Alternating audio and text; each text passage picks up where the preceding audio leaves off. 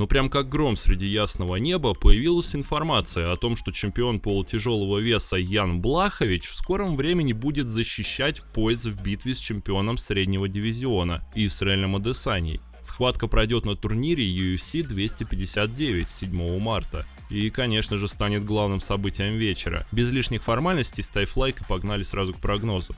За Блаховича невольно хочется болеть. Простой славянский парень, без лишних понтов. Привет, Колби Ковингтон. Выглядит как обычный работяга, и именно ему удалось стать первым после Джона Джонса чемпионом в полутяжелом весе.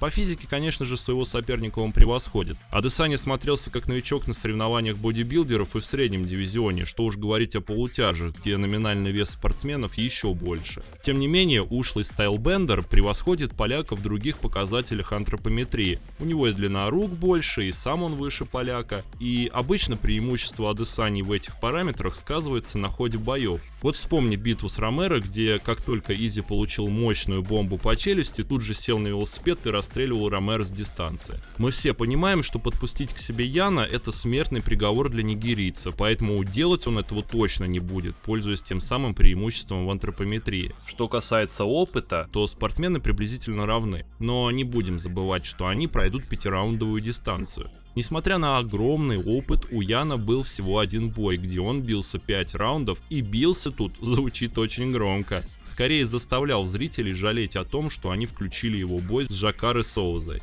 Битва, которая могла стать одной из лучших в году, превратилась в классную колыбельную, под которую перед телевизором уснет не только дед. Ян провел посредственные 5 раундов, защищался от тейкдаунов, изредка разменивался и выиграл сплитом.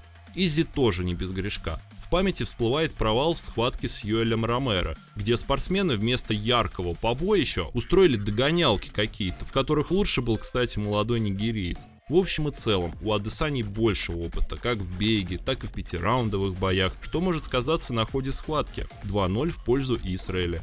Выносливость. То, что сильно повязано с 5-раундовой дистанцией боя. И понятно, что у переходящего в дивизион выше Изи проблем с кардио не будет. Почему, спросишь ты? Он сравнительно молод и шикарно проходит 25 минут схватки. В конце своих поединков Адесанья выглядит едва ли не лучше, чем до них, а относительно подпортил его лицо лишь Келвин Гастеллум. Яну же перед схватками приходится сбрасывать вес. Пусть немного, но все же сбрасывать. Ежу понятно, что кардио от этого страдает, и в поздних раундах Адесанья получит преимущество 3-0. Изи продолжает громить соперника. Давайте держак и ударку мы объединим в один пункт. И здесь все не так однозначно. Можно точно сказать, что физической мощи средневеса не хватит, чтобы срубить топа полутяжелого дивизиона. Но Изи является лучшим ударником вне зависимости от весовых категорий. Его стойка превосходна, словно перед нами воплощение героя Брюса Ли в реальной жизни. Он может буквально все, создавая в поединках аналог Mortal Kombat, где у соперника буквально ломается джойстик, и управлять своим персонажем он не может.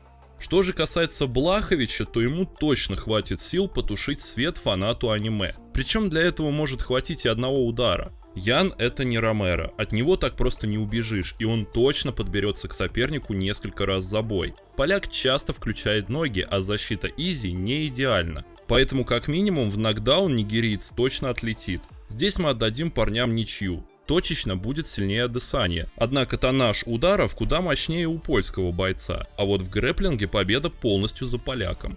Черный пояс по бразильскому джиу-джитсу Ян примерил не просто так. И думается, в отличие от Паула Косты, использует он его не только в фотосессиях. Блахович не давал себя переводить Жакаре Соузе, что уже многое говорит о его подготовке в грэпплинге. И повалить Адесанью Ян способен. Если избрать правильный геймплан, то накрыть не самое мощное нигерийское тело одеялом у него получится. А там, глядишь, получится и его победить. На битву влияет слишком много факторов. Переход Изи в новый для себя дивизион, качественный грэпплинг в исполнении поляка и шикарная стойка от нигерийца. 7 марта мы увидим качественное противостояние двух топов, а прогнозам дадим тотал больше 2,5 раундов. Спортсмены на начальных этапах боя будут присматриваться друг к другу. Изи постарается не форсировать события, а Ян сохранить силы для поздних раундов. И заруба начнется именно на чемпионской дистанции. Таким получился прогноз на яркий титульник UFC 259, где столкнутся Исраэль Адесанья и Ян Блахович.